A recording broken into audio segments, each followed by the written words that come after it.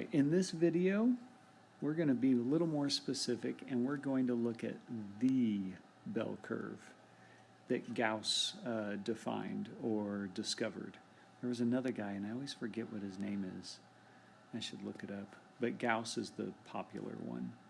And he discovered this. He didn't necessarily create it. He discovered this. And so we call this the bell curve. And if we were to draw it, it looks just like what we've been drawing, like that. Only we're going to use a mean of 0 and a standard deviation of 1. So like this is 1 and this is -1, and that's 1 standard deviation right there. So the three characteristics of the standard normal curve is, of course, that it is normal. It has a mean of 0 and a sigma of 1. All right, I'm using mu and sigma because I'm talking about the entire standard normal curve.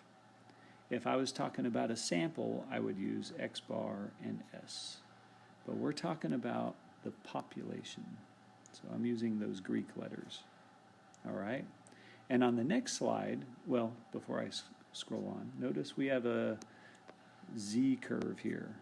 So the standard normal curve is also the z curve. Maybe I should use a comma over here.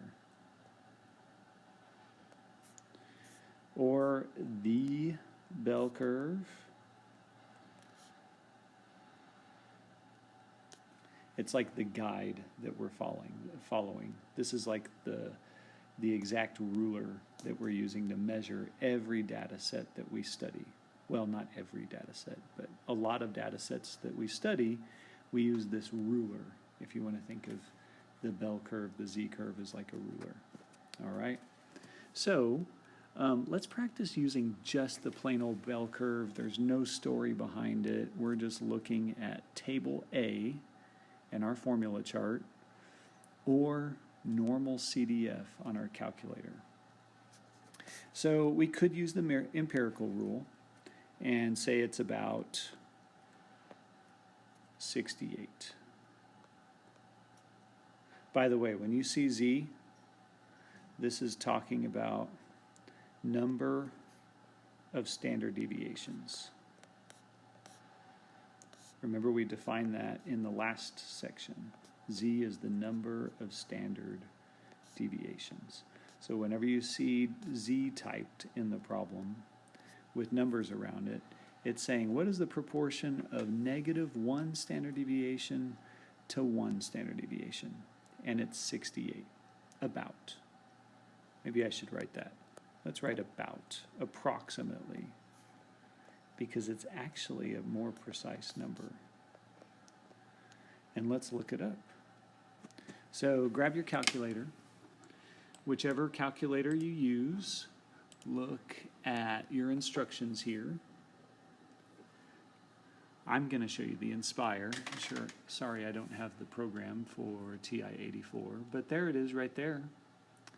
Press second, press vars, and you select normal CDF if you have an 84. And then your screen will look pretty similar to ours. So grab your Inspire, press calculate, press menu, stats, go down to distributions and normal CDF. Let me do that again. Menu, stats, distributions, normal CDF.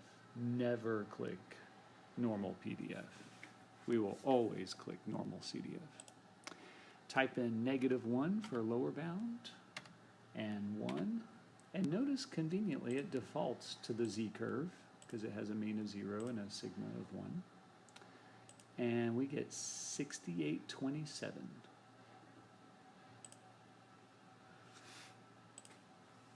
So back to the slide we were on.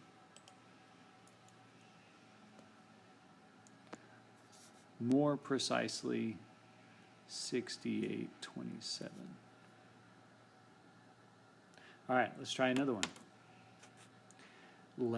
z less than 1. So I'm going to have to go away from the screen. So write that down maybe, z less than 1. Let's go back to the calculator. Normal CDF. All right, I know the upper is 1. I need to represent something. I can't write nothing.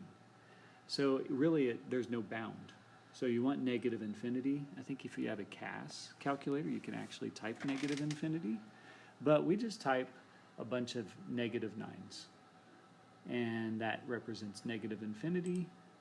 And we got it, 0.8413.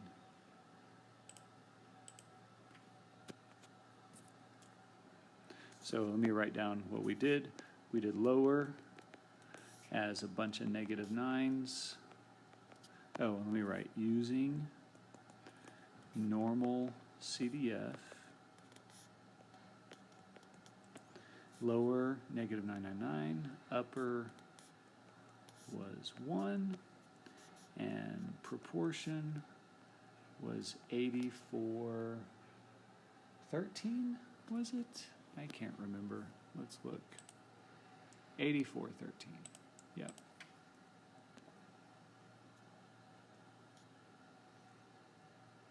All right, now we can get even more precise. We could do negative 125 to 125. So maybe pause the video and practice doing these. I'm going to scroll down so you can see all of them. So try that out. Try those 4 out. See if you can get them before I do. All right, here we go. You should get positive. They should all be positive. That, you should get 7910. You should get 9625.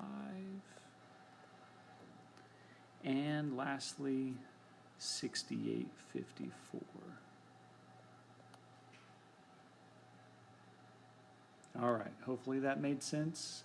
I want to show you one more thing back up here with negative 1 to 1, and maybe it'll cause a light bulb to come on.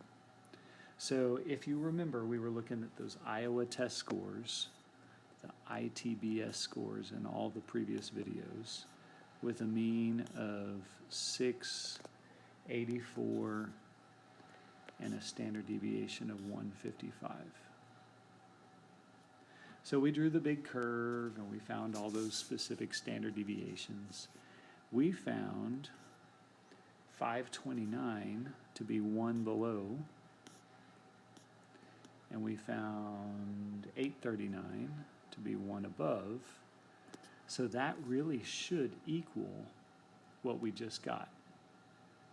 68, whatever. I can't remember. I should be able to remember. So let's look on the calculator. This is kind of a cool thing, or I think it's cool. Let me clear it so you can get the full effect. All right, menu, stats, distributions, normal CDF. We had negative 1 to 1, 6827.